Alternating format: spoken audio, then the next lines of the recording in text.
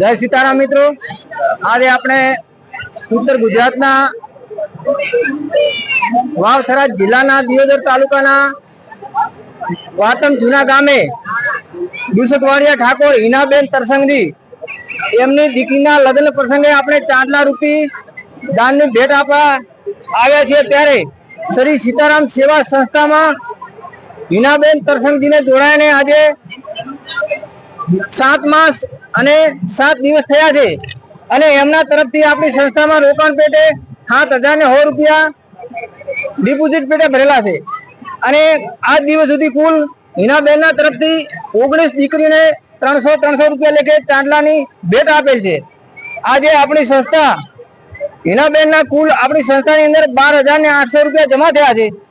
આપણી સંસ્થા આજે હિનાબેનને 51,435 રૂપિયા ચાંદલા રૂપી ભેટ આપે છે। બોલો સદારામ બાપાની।